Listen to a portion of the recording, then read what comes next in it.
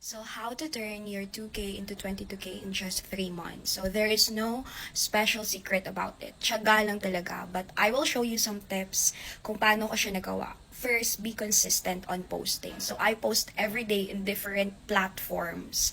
And once malaman mo na kung anong nag-work sa'yo, doon na, magsistick ka na doon.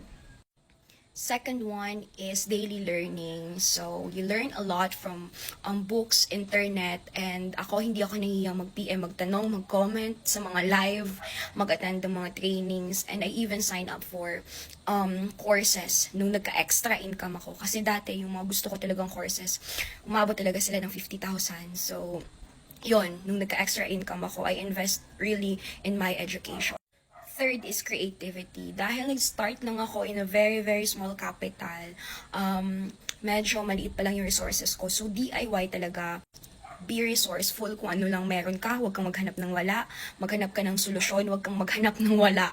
So, yun, huwag ka lang mahiya. Minsan, dati, naka-jeep lang talaga ako.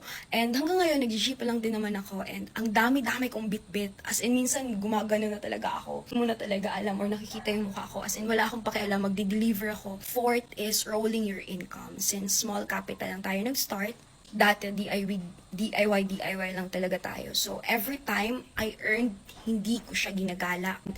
Minsan, bumibili ako ice cream, mga ganon. Kumakain din ako sa okay na restaurant. Pero pag may extra lang, pero most of my income, nire-reinvest ko siya sa mga bagong equipment, learnings, and mirror-rolling ko siya. Kasi, mas lalaki kasi yung kita mo kapag malaki din yung capital mo. And last one is seek for help. So, as a small business owner, may times minsan na ang dami-dami nating order. So, naalala ko pa dati, every holiday, nakaibot ako ng hundreds order.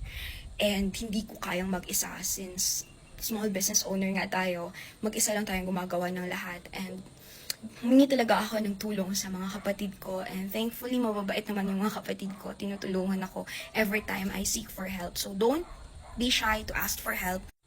And for those people na wala pa talagang idea at gusto mag-start ng online business nila, I have this 250 pesos online business starter kit. So ako mismo magte-train sa'yo, mag-guide sa'yo, makahanap ng product na gusto mo. And I have 101 business ideas at marami pang iba. So ginawa ko siyang 250 kasi naalala ko dati hindi ko talaga afford yung mga courses. And I want to share my knowledge and skills on how to be successful in your business.